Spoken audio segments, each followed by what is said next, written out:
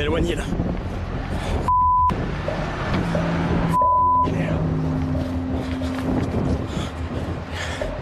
Tout est en train de péter un par un. It was apocalyptic. People running and screaming.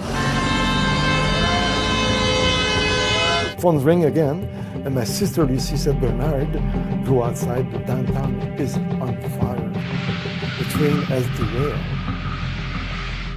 It was very frightening to see the tank explode. And again. And again. It was just a nightmare. At one moment, I thought we will all explode. Oh my God! Oh my God! It was so scary because we heard that sound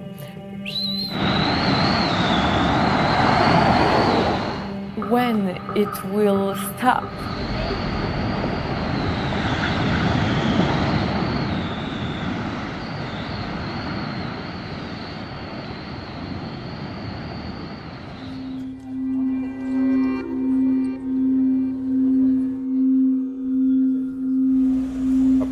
Train came loose, picked up speed, roared off the tracks, and exploded in the middle of the night. Cafes and shops that once lined the main street have been reduced to rubble.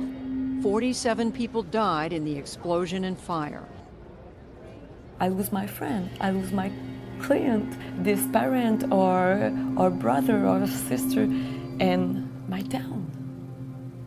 My town is disappear. What many people don't realize is that that tragedy was made in America. The oil that was loaded onto those rail cars came from the ground in North Dakota. That tragedy really could have happened anywhere in the United States. In the last several years, since 2008, there has been an explosion in the production of oil based on the ability to frack oil in North Dakota and other sites in North America. The amount of oil production in North Dakota is massive. They're now producing 1.2 million barrels a day. 5 years ago, it was less than 200,000. And this has created a lot of jobs, tens of thousands of jobs. North Dakota is now the second most productive state in terms of oil in the United States, second only to Texas. The problem was oil companies had no way to get it to the refineries because there are no pipelines in North Dakota. So the only way really to get the oil from North Dakota to these refineries is by railroad. These oil trains are running every day to cities like Philadelphia, Newark, through Portland to Vancouver and down to the San Francisco Bay Area. And they roll through the towns around Chicago, like Aurora, Illinois. I can look out my window by my desk here, and I'm very likely to see a freight train, and it's very likely to have tanker cars.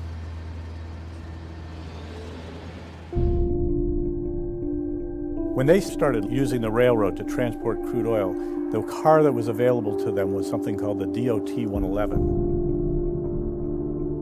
The DOT 111 is basically kind of the Ford Pinto of tanker cars.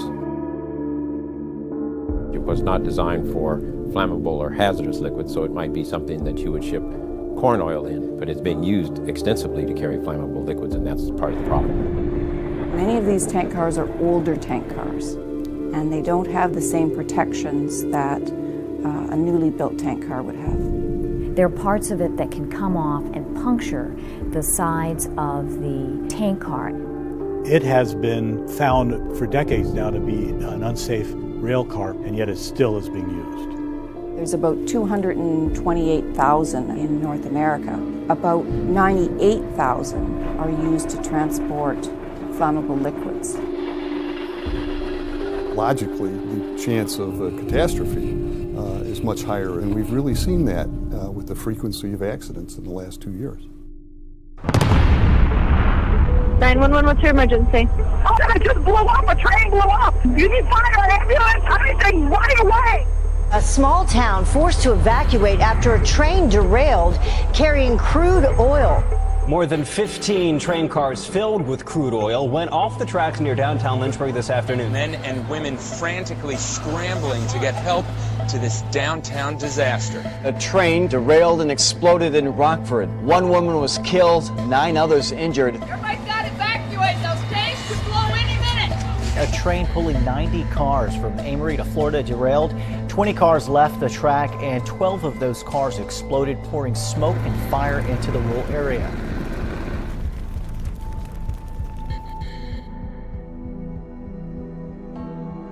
The oil boom in the United States is a surprise to almost everybody.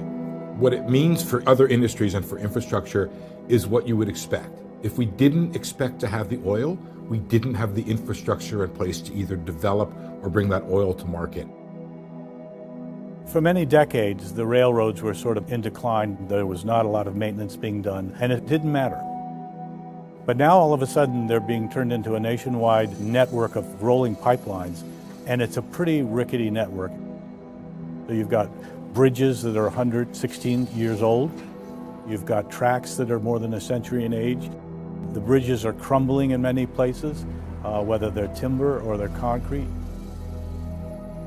There are federal agencies that oversee the railroads and oversee the movement of crude oil. The problem is their government oversight in this area has failed and is continuing to fail. The railroads and the oil companies have been vigorously working and lobbying to water down or delete provisions that many of the regulators think is necessary. We know that the DOT 111 cars are insufficient for this purpose, and that's why we are looking for them to be phased out. But Congress created the National Transportation Safety Board to investigate accidents and make recommendations. We are not a regulator. We can't require anyone to do anything. After the accident in Lac-Mégantic, Canada removed some of the oldest cars from circulation, period, and gave only a 3-year turnaround period to have the DOT 111s off the tracks completely. The federal safety officials have been saying for 23 years, this rail car is unsafe. And for those same 23 years, the Department of Transportation has been essentially ignoring those recommendations. Those DOT 111s could be around for many more years if something isn't done.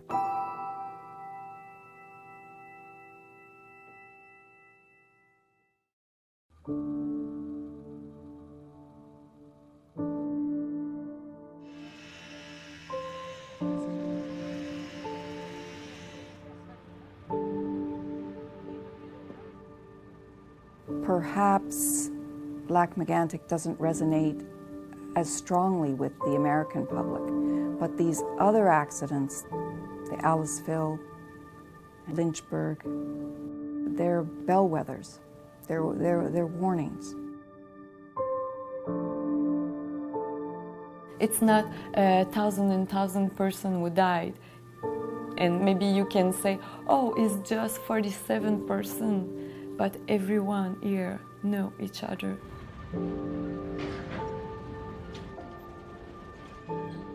You put this bomb on cheap tank and people lose life.